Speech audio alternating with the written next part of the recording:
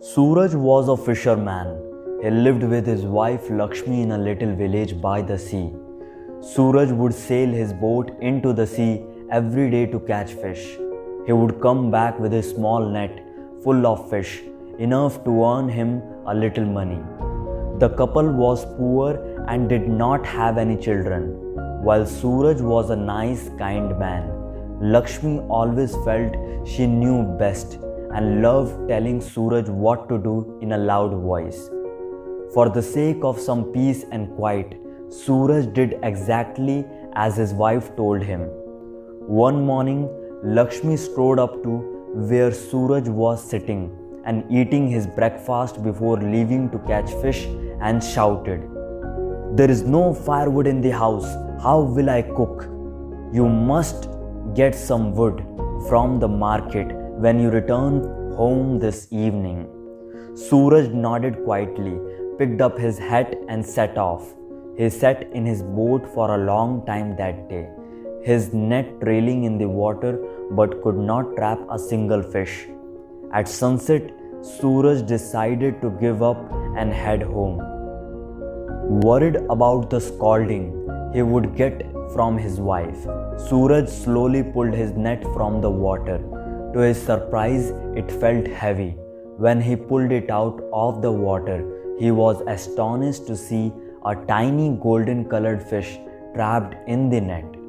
Just as he was about to throw the fish into the bucket kept next to him, it spoke in a human voice. "Please don't take me. Leave me in this sea. I'll give you whatever you want." Suraj was scared. Such a thing had never happened to him in all the years he had gone fishing. But the fish did look quite sad, and he felt bad for it. Who would want to buy such a small fish anyway, he thought, and he threw it back into the water. As it landed with a splash, the fish said in a loud voice, "Thank you for saving me. Tell me what you want and I shall fulfill your wish." In a flash, Suraj remembered his wife's command to bring home some firewood. He shouted, "My wife wants firewood to use in our kitchen. Can you please give me some?" The fish replied, "Go home. Your wish will be fulfilled." Suraj went home feeling a little nervous. What if the fish did not keep its promise? Lakshmi would be furious and would not believe his story either. But as he neared his home, he saw the entire courtyard was filled with firewood. He clapped his hands in glee and rushed to his wife. He told her all about the fish, but Lakshmi was not happy at all. Suraj had been granted a wish, and all he had asked for was firewood. "You silly fish head," she screamed. "Go back right now and ask the fish to give us some food as well.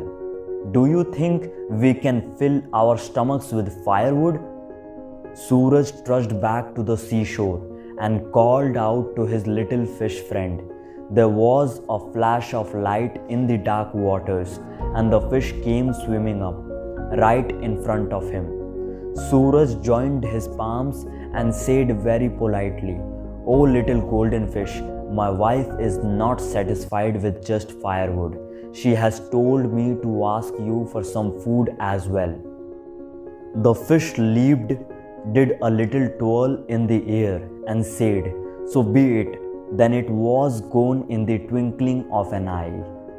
Suraj hurried back home, and sure enough, his house was full of sacks of food grain, enough to last them for many months. Lakshmi too looked happy, and for a few days there was peace in the house.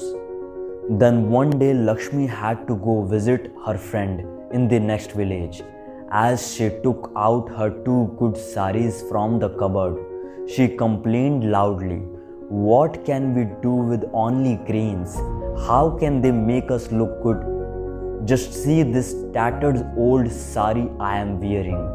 My friend will laugh when she sees me wearing it. Go and ask the fish for some grand clothes for us." Suraj knew he could not argue with his wife, so he walked to the sea and called out to the golden fish. Again the fish appeared as soon as Suraj called, and when he asked for new clothes, it did a twirl in the air and granted the wish. For a few days, Lakshmi was happy and had a wonderful time at her friend's house, showing off her shiny new saris. Then she became gloomy again. What is the use of food, clothing, and wood? We require a better house. Go and ask your fish for it, she told her husband. Suraj did as she asked, and the fish granted him this wish as well. After some time, Lakshmi thought of another demand. Ask the fish to give us plenty of gold so that we need not ask for anything again. This time too, her wish was fulfilled. Suraj was also happy. He would not have to come to the sea anymore and beg the fish for different things. But Lakshmi could not rest. Now that they had a huge house and pots of gold, she became scared that thieves would come and steal everything. Do you have any sense or not? She shouted at her husband. What if we are attacked by robbers at night? We will lose all this hard-won wealth. Go and tell your wish to do something so that no one ever dares come near us or tries to steal from us. Poor Suraj went again to the seashore and called out to the fish, as had happened earlier. When the fish appeared, Suraj told the fish what he wanted in exactly the words his wife had used. This time too, the fish leaped up and dived back into the water after granting the wish. Slowly, Suraj walked home, wondering what would happen to them. As he neared his house, he noticed a strange, hairy, demon-like creature standing near the door. It was big with muscular arms, 2 horns on its head, long nails on its fingers, and huge teeth.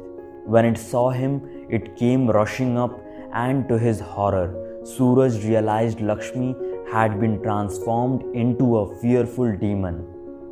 Now, no one would ever dare to come near them or try to steal their gold. Lakshmi stood in front of him and burst into tears. Your fish has played a trick on us. It has made me look like this so that no one will want to be near me. Hurry, don't just stand there. Go and tell him to turn me back into the way I was. Suraj ran all the way to the sea. There he called and called, requesting his little golden fish friend to come out, but it did not appear.